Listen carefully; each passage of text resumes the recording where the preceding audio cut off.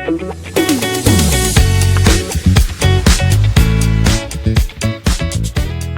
नमस्कार, स्वागत है आप सभी का द राइजिंग स्टेशन में। उत्तर प्रदेश में लगातार युवा नेताओं की चर्चा होती है और हमारे बीच आज मौजूद हैं बात करने के लिए वो शख्सियत जो समाजवादी पार्टी के युवा नेता हैं। उनसे बात करते हैं क्योंकि उम्र बहुत कम है, लेकिन इनकी चर्चाएं लगातार सोशल मीडिया में आपको देखने को मिलती होंगी। आज बात करते हैं और समझते हैं कि इतनी कम उम्र में जब लोग पढ़ाई लिखाई पर ध्यान देते हैं, इनकी राजनीति में दिलचस्पी कहाँ से बढ़ गई। इन्हीं से जुड़ते हैं, सीधे वो बात करते हैं कहाँ से राजनीति की दिलचस्पी आई और क्यों समाजवादी पार्टी को ही क्यों चुना। हर्षित भाई, पहले तो आपको स्वागत है। आपका भी बहुत बहुत धन्यवाद इस पॉडकास्ट में मुझको बुलाने के लिए। सीधे हम पॉइंट पे आते हैं जी, समाजवादी पार्टी को आपने क्यों चुना? देखिए, समाजवादी पार्टी को मैंने इसलिए चुना कि जब 2012 के समय माननीय अखिलेश यादव मुख्यमंत्री बने तो उन्हें 22 लाख लैपटॉप देने का काम किया, समाजवादी पेंशन देने का काम किया और उसके बाद लोहिया आवास उनने देने का काम किया, 30,000 रुपया कन्या विद्या धन देने का काम किया। उनने देख लीजिए वेदांता अस्पताल उनने बनवाया, लोहिया अस्पताल उनने बनवाया, कैंसर इंस्टीट्यूट उनने बनवाया, बलरामपुर में 4 मंजिल की ओबीडी उनने बनवाई, 100 नंबर उनने दिया, 108 उनने दी, 1090 उनने दिया। देख लीजिए इकाना स्टेडियम उनने बनवाया, 45 जिलों को 4 लाइन से जोड़ने का काम किया, आगरा एक्सप्रेसवे बनवाया, पूर्वांचल एक्सप्रेसवे बनवाया और भी बहुत सारे काम माननीय अखिलेश यादव जी ने किए। और जब हिंदू मुस्लिम इससे हटकर माननीय अखिलेश यादव जी ने सिर्फ विकास का काम किया, इसलिए मैं समाजवादी पार्टी को चाहता हूँ। लगातार आप लोग कहते हैं कि अखिलेश यादव ने ये काम किया, फला फला काम बताते हैं, लेकिन 2017 के बाद लगातार चुनाव हुए, चाहे वो 2017 को हो, 2019 का हो, फिर 2022 हो, फिर 2024 हो, लगातार अखिलेश यादव हार रहे हैं। मन नहीं भरता है कि अखिलेश यादव का हम लोग झंडा ढो रहे हैं जी, फिर भी सफलता नहीं मिल रही है। देखिए, सफलता हम लोग को मिलेगी। मैं तो उत्तर प्रदेश के मुख्यमंत्री से बहुत बार मैंने आपके चैनल पे भी बोला है कि जो 2027 का चुनाव है वो बैलेट पेपर से करे। अगर भारतीय जनता पार्टी को इतना भरोसा है, वो जनता के बीच में उन्होंने काम किया है, तो 2027 का चुनाव बैलेट पेपर से होना चाहिए। अगर वो बैलेट पेपर से चुनाव नहीं करेंगे तब भी 2027 में समाजवादी पार्टी सरकार बनाएगी। कॉन्फिडेंस है फुल? बिल्कुल फुल कॉन्फिडेंस है। नुकसान ना हो जाए? नुकसान नहीं होगा, क्योंकि समाजवादी पार्टी भारतीय जनता पार्टी का गेम समझ चुकी है। अब इनका गेम नहीं चलेगा। क्या गेम है समाजवादी पार्टी का? समाजवादी की रणनीति है पीडीए में पिछड़ा है, दलित है, अगड़ा है, अल्पसंख्यक भाई है, सब लोग हैं। जिस पीडीए की बात करते हैं, भारतीय जनता पार्टी के बड़े नेता चाहे योगी आदित्यनाथ हो या केशव प्रसाद मौर्य, लगातार ये कहते हैं कि पीडीए का हनन सबसे ज्यादा समाजवादी पार्टी की सरकार में हुआ है। कहाँ पीडीए का हनन हुआ है, आप बता दीजिए हमको। ये तो भाजपा के नेता कहते हैं, लगातार कहते हैं कि सपा की सरकार आती है तो उसमें सिर्फ यादव और मुसलमान का काम होता है और किसी का काम नहीं होता है। फिर आप यादव मुसलमान, क्या 22 लाख लैपटॉप सिर्फ यादव मुसलमान को मिले? आगरा एक्सप्रेसवे पे हर जात हर धर्म का इंसान चल रहा है, इकाना में हर जात और हर धर्म का इंसान मैच देख रहा है, लोहिया अस्पताल में हर जात हर धर्म का इलाज हो रहा है, इसमें यादव मुस्लिम की बात ही नहीं आई। कहाँ से यादव मुस्लिम? दबदबा तो होता है ना यादव। दबदबा कहाँ होता है? अखिलेश यादव ने सबका काम किया, यादव मुस्लिम का थोड़ी किया, हर जात और हर धर्म का काम किया है। और क्या? अखिलेश यादव को आइकॉन मानकर आप समाजवादी पार्टी को ज्वाइन किए? बिल्कुल। क्यों? योगी आदित्यनाथ भी तो काम कर रहे हैं, लगातार 2 बार से सत्ता में है। योगी आदित्यनाथ क्या काम कर रहे हैं? धर्म के नाम पे हिंसा फैलाते हैं बस। जो धर्म के नाम पे हिंसा फैलाए वो धार्मिक हो ही नहीं सकता। हाँ बिल्कुल। योगी आदित्यनाथ से आपकी इतनी चिढ़ क्यों होती है? चिढ़ क्यों है? क्योंकि उन्होंने काम ही नहीं कुछ किया है। क्या काम किया है? अब जैसे मैं एक किसान परिवार से हूँ, तो समय पे यूरिया नहीं मिल रही है, डीएपी नहीं मिल रही है, फसल का सही दाम नहीं मिल रहा है, किसान छुट्टा साड़ों से परेशान है। अब मैं मिडिल क्लास परिवार से हूँ, मुझको बिजली का बिल देना पड़ रहा है, पानी का बिल देना पड़ रहा है, हाउस टैक्स देना पड़ रहा है, कूड़े का बिल देना पड़ रहा है, सीवर का बिल देना पड़ रहा है। आम इंसान का जीवन कितना कठिन हो चुका है इस सरकार में। इस सरकार में? बिल्कुल। इससे पहले अच्छा था सब? बिल्कुल, इससे पहले सब अच्छा था। लेकिन भाजपा तो लगातार कहती है कांग्रेस ने 70 साल देश पर राज किया, देश बर्बाद किया, देश की संपत्ति बेची, सारी चीजें बताती है, लूटा है। अब लूटने की बात कर रहे हैं तो 70 साल में कांग्रेस ने 50 लाख करोड़ का कर्जा लिया था, और यही भारतीय जनता पार्टी ने 12 साल में प्रधानमंत्री तीसरी बार बने, इनने इसको 250 लाख करोड़ का कर दिया। वर्ल्ड बैंक में सबसे ज्यादा भारत के ऊपर कर्जा है। डेवलपमेंट कर रहे हैं, विश्व गुरु बनने की तरफ हम विश्व गुरु बनने की तरफ हम जा रहे हैं। मोदी जी कहते हैं 2047 में भारत विश्व गुरु होगा। विश्व गुरु तभी तो होगा जब डॉलर देख लीजिए कहाँ जा रहा है, वहां का 1 रुपया, यहाँ का 90 रुपया, यही तो विश्व गुरु हो रहे। अमेरिका 50% टैरिफ लगा रहा है, चाइना 4,000 वर्ग किलोमीटर अंदर घुस चुका है और भारत की सबसे बड़ी रिवर ब्रह्मपुत्र रिवर पर डैम बना दिया। यही विश्व गुरु बन रहे हैं। भुखमरी में भारत 105वें नंबर पे, भारत की मीडिया का इतना स्तर गिर चुका है, 151 नंबर पे आ चुकी है। अच्छा, एक सवाल आपसे ये है, इस समय यूजीसी की लगातार चर्चा है। जी जी। आप भी पिछड़े समाज से आते हैं, तो यूजीसी का विरोध क्यों हो रहा है? देखिए, हम यूजीसी है पूरी तरीके साथ हैं, क्योंकि यूजीसी सुप्रीम कोर्ट और संसदीय समिति से मिलकर एक कमेटी बनाई गई है जो भारत के विश्वविद्यालय और उच्च शिक्षा संस्थानों में बिना जातिवाद के एक न्यूट्रल और इक्वल तरीके से इसको तैयार किया गया है। तो इसमें गलत क्या है? लेकिन वही सुप्रीम कोर्ट ने तो रोक लगाई है ना। सुप्रीम कोर्ट में रोक लगा दी है। अभी देखिए, मध्य प्रदेश में यूजीसी लागू हो गई है, तो आने वाले समय में उत्तर प्रदेश में भी यूजीसी लागू होगी, क्योंकि ये ओबीसी और एसटी समाज के बच्चों का हक और अधिकार है और वो हम लोग लेकर रहेंगे। तो ब्राह्मण समाज है जो, वो विरोध क्यों कर रहा है? वजह क्या है कि यूजीसी का विरोध हो? कहते हैं कि वो कह रहे हैं कि ये गलत उपयोग होगा इस कानून का। गलत उपयोग कुछ नहीं है, बस उनको दिक्कत है कि उनका हिस्सा जो ऊपर का है, जो हम लोग का हिस्सा है, वो उन लोग ले रहे हैं। अगर यूजीसी लागू हो गया तो जो हम लोग का हिस्सा हम लोग को मिलेगा, इससे उनको दिक्कत है।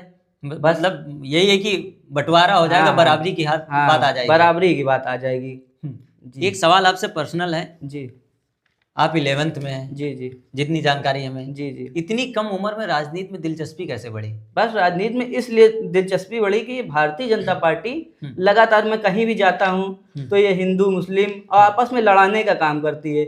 इसलिए मैं, मतलब कि सबसे पहले मेरे लिए देश का तिरंगा है, उसके बाद भारत का संविधान है, और भारत के संविधान में ये लिखा है कि चारों धर्म और 36 बिरादरी, हर जात और हर धर्म की इज्जत करनी चाहिए। और भारतीय जनता पार्टी वो वही नहीं करती, सिर्फ नफरत करती है। इसलिए मुझको राजनीति में उतरना पड़ा, क्योंकि मुझको इस नफरत को खत्म करना है। तो आपने समाजवादी पार्टी ही क्यों चुनी? समाजवादी, कांग्रेस है और भाजपा भी है।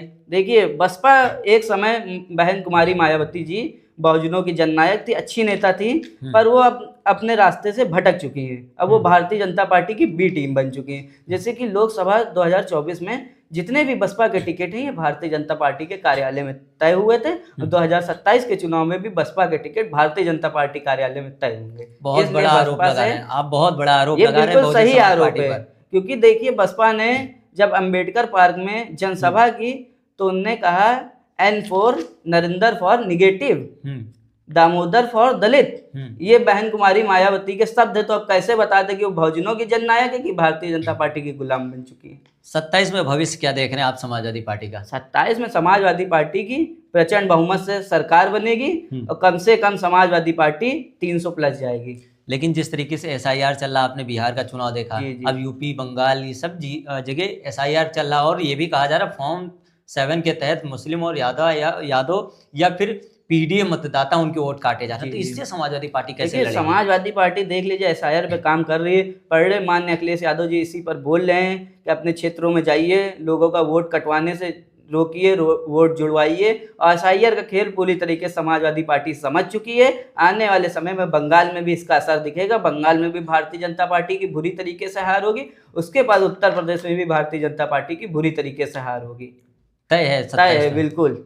जितना मैं जानता हूँ आप पॉलिटिक्स में इंटरेस्ट लेते हैं। जी, लेकिन लिखते भी अच्छा है, शायरी भी बहुत अच्छी करते। कुछ हमारे दर्शक भी सुनना चाह रहे हैं। तो यही हम कहना चाहते हैं अपने देश के लिए कि ना तेरा है ना मेरा है, ये हिंदुस्तान सबका है। और ये बात ना समझी गई तो इसमें नुकसान भी सबका है।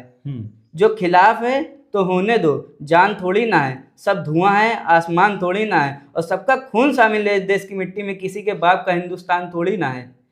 ये खुद लिखते हैं या फिर कॉपी करते हैं? हम भी लिखते हैं, कुछ कॉपी भी करते हैं। जैसे कि हा से हिंदू बना, माँ से मुस्लिम बना, हा और माँ मिला दे तो हम बने। हम क्या बनाने आए थे, क्या बना बैठे? हमसे तो एक जात परिंदे की अच्छी है, जो मंदिर पे जा उड़े बैठे, मस्जिद पे जा उड़े बैठे। जी। क्या लगता है कि योगी आदित्यनाथ उत्तर प्रदेश में कितना अच्छा काम कर रहे हैं? कोई अच्छा काम नहीं कर रहे हैं। आप बता दीजिए, देख लीजिए, युवाओं की बात ले लीजिए, 26 पेपर लीक हो चुके हैं, लगातार युवाओं पे लाठी बरसाई जा रही है। और किसानों की बात करेंगे तो देख लीजिए क्या हाल हो चुका है किसानों का। ना यूरिया मिलती है, ना DAP मिलती है, ना फसल का सही दाम मिलता है। यही भारतीय जनता पार्टी के नेता हैं अजय मिश्रा टेनी, जिनके लड़के ने किसानों पे गाड़ी रौंद दी। जंतर मंतर में देश का किसान है। देश में एक नारा चलता है, जय जवान जय किसान, उसके साथ जय संविधान। और किसानों की हालत ये हुई कि 400 किसान मार दिए गए, उनको दिल्ली नहीं पहुंचने दिया गया। यही हाल है इनकी सरकार में किसानों लेकिन का। योगी आदित्यनाथ लगातार जीरो टॉलरेंस की बात करते हैं। जीरो टॉलरेंस, फिर वही बात, जीरो टॉलरेंस। अभी आप देख लीजिए, चाहे मेरठ की घटना ले लीजिए, एक माँ और एक बेटी जा रही थी, कुछ बदमाश आए, माँ ने अपनी बेटी को बचाने की कोशिश की, बदमाशों ने माँ के ऊपर हमला किया, माँ की जान चली गई। और उसके बाद जो बेटी थी उसको अगवा कर ले गए। अब जीरो टॉलरेंस की बात जब इन्हीं के उन्नाव में देख लीजिए, जब कुलदीप सेंगर जैसे लोगों को रिहाई मिल जाएगी तो कहाँ जीरो टॉलरेंस की बात करेंगे। वो तो कोर्ट का फैसला था ना। और बलिया में आप देख लीजिए, जिस तरीके आयुष यादव के साथ हुआ, दिन दहाड़े गोली मार दी गई, कहाँ जीरो टॉलरेंस की बात करेंगे आप। महिला सुरक्षा में उत्तर प्रदेश का क्या स्थान है? वो तो पता ही है, एनसीआरपी की रिपोर्ट देख लीजिए क्या स्थान है आप। लेकिन अमित शाह जी आते हैं लखनऊ में, सभा करते हैं, कहते हैं बहन बेटियां रात में 12 बजे भी गहने पहन के निकल सकती हैं। अरे अब उनकी बात से क्या हम कहें, चाहे हाथरस हो, अरे कोई भी देख लीजिए, कानपुर में देख लीजिए, जब उत्तर प्रदेश की पुलिस ही एक 13-14 साल की लड़की को अगवा करके उसके साथ बलात्कार करेगी, तो इन्हीं की जब पुलिस ये काम कर रही तो वो क्या जीरो टॉलरेंस की बात करेंगे। अच्छा, यादव का सबसे बड़ा नेता आप किसे मानते हैं? अखिलेश यादव। मोहन यादव? मोहन यादव यादवों के नेता है ही नहीं। अगर मोहन यादव यादवों के नेता होते तो जब इटावा में मुकुटमणि यादव जी के साथ जो कांड हुआ, उनकी चोटी काटी गई, उनका सिर मुंडवाया गया, उनको पेशाब चटवाया गया, तो मोहन यादव उस पर कुछ बोलते, उनने कुछ बोला ही नहीं। और क्या, यादवों के सबसे बड़े नेता सिर्फ श्री मुलायम यादव श्रद्धेय नेताजी थे, और लालू यादव और श्री अखिलेश यादव हैं, और कोई नहीं है। यादव की या सर्व, ये तो समाजवादी लोग कहते हैं कि अखिलेश यादव सर्व समाज के नेता। हाँ, तो सर समाज के नेता हैं। उनने किसके लिए काम नहीं किया? अभी आप कुछ समय पहले देख लीजिए, एक बहन प्रिंसी प्रजापति जी, जिनकी माननीय अखिलेश यादव ने 1 करोड़ रुपए की मदद की, वो तो मुख्यमंत्री कार्यालय भी दौड़ी 5-6 बार, क्यों नहीं मदद की गई? माननीय अखिलेश यादव सर समाज के नेता हैं। विदेश पढ़ने के लिए भी भेजा था, विदेश पढ़ने के लिए कैलिफोर्निया यूनिवर्सिटी में गई, उसके बाद माननीय अखिलेश यादव को उन्होंने धन्यवाद भी किया। उत्तर प्रदेश के सदन में एक दौर ये था जी, योगी आदित्यनाथ 86 में 56 यादव। लिस्ट दे दें, लिस्ट दे दें, हम आज मान लेंगे 86 में 56 यादव थे। माननीय अखिलेश यादव जी ने योगी आदित्यनाथ से तो यही कहा था, आप लिस्ट दे दीजिए। वो झूठ बोल रहे हैं, ऐसा कुछ था ही नहीं। आप 86-56 की बात कर रहे हैं, तो आज कौन से जात के लोग बैठे हैं 86 में से 56? आप बता दीजिए। ये भी कहा जाता था सरकार में यादव, सिर्फ थाने यादव ही चलाते थे समाजवादी पार्टी की आज सरकार थाने में। कौन चला रहा है? आप बताइए, आज थाने कौन चला रहा है?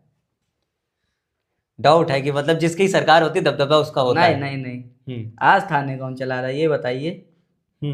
सभी लोग चला रहे हैं। सभी लोग कहाँ चला रहे हैं? जो उस पद पर हैं वो चला रहे हैं। 15% के लोग चला रहे थाना बस, और क्या। 85% की सुनवाई नहीं है। दलित उत्पीड़न में उत्तर प्रदेश नंबर 1 हो चुका है, महिला उत्पीड़न में नंबर 1। 15 लोग थाने चला रहे हैं बस, 15% लोग।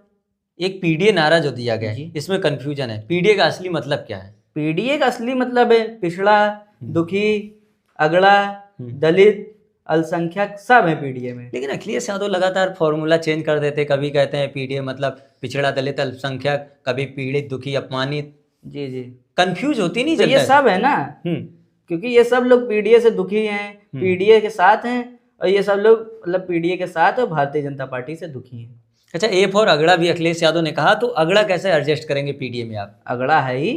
क्या समाजवादी पार्टी में सांसद नहीं है अगड़े? क्या विधायक नहीं है? सब तो हैं।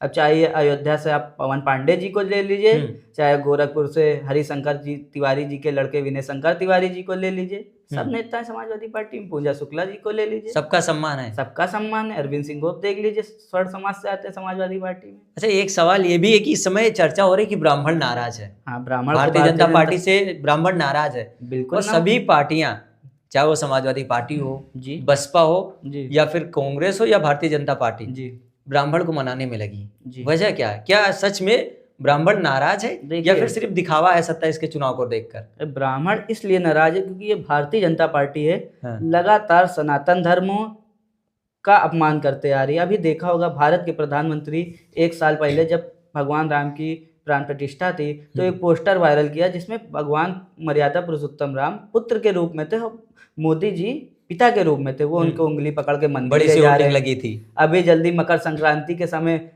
हनुमान जी की पतंग उड़ा रहे हैं। पहले तो मर्यादा पुरुषोत्तम राम का अपमान किया, फिर उनके परम भक्त हनुमान जी का अपमान किया। यही भारतीय जनता पार्टी जो गौरक्षा की बात करती है, तो वर्ल्ड में दूसरे नंबर पर भारत बीफ एक्सपोर्ट कर रहा है, और सऊदी अरब से वीडियो बनती है कि ये अलीगढ़ का माल है, ये उन्नाव का माल है। उसके बाद अभी देख लीजिए, बनारस में एक काशी कॉरिडोर बनाने के लिए भारतीय जनता पार्टी ने हजार 1500 साल पुराने मंदिर तोड़े। इसका विरोध भारत के शंकराचार्य माने सात शंकर का रूप उन्होंने भी किया। और अभी जल्दी देख लीजिए, भारतीय जनता पार्टी मणिकर्णिका घाट को तोड़ रही है, वो भारत की संस्कृति को मिटा रही है, काशी की संस्कृति को मिटा रही है। अभी देख लीजिए, जब कुंभ में, माघ मेले में शंकराचार्य जी के शिष्यों को चोटी पकड़ पकड़ के मारा जा रहा है, पीटा जा रहा है, तो किसका अपमान हो रहा है। उसके बाद शंकराचार्य जो भारत के साथ शंकर का रूप है, भगवान का रूप माना जाता है, उनसे प्रूफ मांगा जा रहा है कि आप शंकराचार्य हैं। उनको स्नान नहीं करने दिया जा रहा है। वहाँ सतुआ बाबा बुलडोजर से स्नान करने पहुंचे जा रहे हैं, और जो भारत के शंकराचार्य उनको स्नान ही नहीं करने दिया जा रहा है। भेदभाव हो रहा है। भेदभाव हो रहा है, बिल्कुल हो रहा है। तो ये जनता 27 में जवाब देगी, या फिर से वही 22-17 वाला हाल होगा कि 24 में हमने देखा युवा परेशान, किसान परेशान, पिछड़ा परेशान, ब्राह्मण परेशान, तो जनता तो जवाब देगी। जनता जनार्दन है। उत्तर प्रदेश में कभी भी 5 साल से ज्यादा सत्ता नहीं टिकती है, पर 2022 में उत्तर प्रदेश के मुख्यमंत्री बेईमानी से सत्ता टिका ले गए, पर 2027 में इनका खेल नहीं चलेगा। अच्छा, एक चीज ये भी कहा जाता है कि ब्राह्मण जिधर जाता है सत्ता उसी की बनती है, जिसकी आबादी लगभग 3 से 4% मानती है, लेकिन टोटल आबादी 15% है। जिधर ये जाते हैं उसकी सत्ता बनती है। तो 2027 के चुनाव में ब्राह्मणों का योगदान क्या होगा? 2027 के चुनाव में ब्राह्मणों का योगदान समाजवादी पार्टी को होगा, क्योंकि समाजवादी पार्टी ज्ञानेश्वर मिश्र की पार्टी है। क्या समाजवादी पार्टी ने कभी ब्राह्मणों का सम्मान नहीं किया? समाजवादी पार्टी में विनय शंकर तिवारी जैसे नेता थे। समाजवादी पार्टी तो हमेशा, इस समय नेता प्रतिपक्ष माता प्रसाद पांडे, समाजवादी पार्टी तो हमेशा ब्राह्मणों का सम्मान करती है। लखनऊ में देख लीजिए, पुंजा शुक्ला को टिकट दिया, अभिषेक मिश्रा को टिकट दिया। क्या समाजवादी पार्टी ब्राह्मणों का सम्मान नहीं करती? हमेशा करती है, हमेशा करती है, हमेशा करती है। उत्तर प्रदेश का सबसे बेस्ट नेता कौन? अखिलेश यादव। देश में? देश में हमारे समय में तो उस समय सबसे पहले मनमोहन सिंह जी, इस समय मान लीजिए राहुल गांधी। बेस्ट 2029 में जी दिल्ली की गद्दी पे कौन? राहुल गांधी या अखिलेश यादव। कॉन्फिडेंस? अच्छा, डिम्पल यादव को क्या सोचते हैं? सरल स्वभाव की अच्छी नेता। शिवपाल सिंह यादव? बजरंगबली। लालू यादव? सामाजिक न्याय के मसीहा। अमित शाह? तड़ी पार। बहुत बड़ी बात कह रहे हैं आप। बड़ी बात नहीं, सच है। नरेंद्र मोदी? असफल प्रधानमंत्री और फेंकू। योगी आदित्यनाथ? योगी के नाम पे ढोंगी। राहुल गांधी? एजुकेटेड लीडर, अच्छे नेता, प्रधानमंत्री बनने के लायक है। प्रियंका गांधी? अच्छी नेता। अरविंद केजरीवाल? सही है, अच्छा काम किया दिल्ली में। ठीक ठाक है, ठीक ठाक है, लेकिन कंपटीशन में नहीं है। कंपटीशन में नहीं। ये तो हो रहा था कि वो प्रधानमंत्री बनेंगे। प्रधानमंत्री जब दिल्ली में, लोकसभा में भी हार गए, विधानसभा में तो कहाँ प्रधानमंत्री। ममता बनर्जी? अच्छी नेता, दमदार नेता, अकेले पूरी बीजेपी को हिलाने का दम रखती है, दीदी। नीतीश कुमार? पलटू। बहन कुमारी मायावती? बहुजनों की जननायक, अच्छी नेता, अच्छी सरकार चलाई। ओबीसी साहब? ओवैसी साहब मतलब कि भारतीय जनता पार्टी की बेटी। एकदम सर्टिफिकेट। बिल्कुल, भारतीय जनता पार्टी की बेटी में ओवैसी साहब। महाराष्ट्र के उपचुनाव में देख लीजिए, भारतीय जनता पार्टी से गठबंधन किया कि नहीं किया। मोहन यादव? भारतीय जनता पार्टी के नेता, यादव समाज के नेता नहीं है। कैसे हैं नेता, कैसे हैं? ज़्यादा अच्छे नहीं, ठीक है। शिवराज सिंह चौहान? अच्छे नेता थे मध्य प्रदेश के। ओम बिरला के बारे में क्या सोचते हैं आप? ओम बिरला क्या, बस ठीक ठाक हैं। जो हिंदू की बात करते हैं, उनकी बेटी ने मुस्लिम से शादी की है, तो थोड़ा उसको भी देख ले, हिंदू मुस्लिम ना करे तो ज़्यादा अच्छी बात है। बागेश्वर बाबा? ढोंगी। बागेश्वर बाबा बिल्कुल ढोंगी। सिर्फ धर्म के नाम पे हिंसा फैलाना, लोगों को मूर्ख बनाना। किसी को कहेंगे कि आप गोबर खा लीजिए, मूत्र पी लीजिए, आपकी ये सही हो जाएगी बीमारी, और उनको देखिए जब उनको हिंदू यात्रा निकाल लेते, थर्मामीटर लगा, वो लगा, तो क्या है। एक आखिरी सवाल आपसे जी। ये कहा जाता है 27 में अखिलेश यादव मुख्यमंत्री बनेंगे। जी बनेंगे। 29 में क्या रोल होगा अखिलेश यादव का? प्रधानमंत्री के दावेदार। राहुल गांधी क्या करेंगे? राहुल गांधी, जिसकी ज़्यादा सीटें आएंगी वही प्रधानमंत्री बनेगा। लेकिन मोदी जी तो ये कहते हैं 47 तक तो संभव नहीं है। तो 400 पार का नारा देख रहे थे, कितनी है नारा, तो 400 पार का पड़ा था। गढ़े 29 तक सफाया है भाजपा का। कौन कह रहा है ये चीज़? आप ही तो कह रहे हैं। हाँ, भाजपा का सफाया है। क्लियर। बिल्कुल। 47 तक साइकिल पंचर होने की बात कही जाती है उत्तर प्रदेश के उप मुख्यमंत्री द्वारा। सिराथू स्टूल, जो इंसान अपनी विधानसभा नहीं जीत सकता वो 47 की बात करते हैं। अगर जो कहते हैं समाप्तवादी पार्टी, तो समाप्तवादी पार्टी, यही समाप्तवादी पार्टी 2027 में भारतीय जनता पार्टी को समाप्त कर देगी। डिम्पल यादव की क्या भूमिका होगी? आधी आबादी क्योंकि अहम भूमिका मानी जाती है। महिलाओं की अच्छी नेता। समाजवादी पार्टी ने कहा भी अगर समाजवादी पार्टी की सरकार बनेगी 40,000 रुपया महिलाओं को दिया जाएगा। 40,000? 40,000 रुपये। ऐसा तो नहीं कि बिहार में 10,000 दे के वोट खरीदा गया, अब यहाँ पर ये वही फॉर्मूला वोट नहीं खरीदा गया, समाजवादी जो कहती है वो करती है। बिल्कुल। तेजस्वी यादव अच्छे नेता, युवा नेता, मेहनत करेंगे, आने वाले समय में मुख्यमंत्री बनेंगे। तेज प्रताप ठीक ठाक है, उनके बारे में ज्यादा कुछ नहीं। क्यों? ये तो कहा जाता है बिहार की राजनीति में वो मिर्जापुर के मुन्ना भैया हैं। Half mind. Tej Pratap half mind. Half mind. Half mind. Baspa का भविष्य क्या है? बसपा का भविष्य कुछ नहीं है। बसपा बस भारतीय जनता पार्टी के इशारों पे काम कर रही है। मोहन भागवत बिल्कुल बेकार नेता है, जो भारत के झंडे को ना माने, जो जनगण मन ना गाए, वो तो देशद्रोही हो गए। आरएसएस एक देशद्रोही संगठन है। अगर 1925 में ये संगठन बना था तो भगत सिंह, चंद्रशेखर आज़ाद, किसी भी, सुभाष चंद्र बोस, किसी भी लोकतांत्रिक ने इनका संगठन नहीं ज्वाइन किया। ये वही आरएसएस का संगठन है, सावरकर का संगठन है, जिसने 100 बार माफ़ीनामा लिखा। नेताजी के जाने के बाद उनकी कमी महसूस होती है? बिल्कुल होती है। कैसा लगता है? उनके बारे में क्या सोचते हैं आप? उनके बारे में यही सोचते हैं कि जो नेताजी थे वो लगातार किसानों की आवाज़, लगातार पिछड़ों की आवाज़ और लगातार देश के जवानों की आवाज़ उठाते थे, हमेशा गरीबों की मदद करते थे और सबके सुख दुख में हमेशा बने रहते थे। नेताजी का एक सबसे अच्छा काम? नेताजी का एक सबसे अच्छा काम, जब नेताजी देश के रक्षा मंत्री बने तो जवानों की सिर्फ टोपी आती थी, आज उनका जो पार्थिव शरीर पूरा सम्मान के साथ आ रहा है, ये श्रद्धेय नेताजी का काम है, सबसे बड़ा काम। चलिए, बात करने के लिए बहुत बहुत धन्यवाद। हमें भी समाजवादी पार्टी के नेता, युवा नेता कह सकते हैं, क्योंकि उत्तर प्रदेश में युवा नेताओं की चर्चा लगातार होती है और ये भी कहा जाता है उत्तर प्रदेश के हर घर में एक नेता निकलता है। चर्चा कर रहे थे समाजवादी पार्टी के युवा नेता हर्षित यादव हमारे बीच थे, उनसे बात की, तमाम सारे सवाल थे वो आपके बीच थे। फिलहाल आप सभी क्या मानना है, क्या सोचते हैं, हर्षित यादव की बात से कितना सहमत है, कमेंट बॉक्स में जरूर बताइएगा। मिलते हैं किसी अन्य वीडियो में अन्य मुद्दे के साथ, तब तक के लिए जुड़े रहें द राइजिंग स्टेशन।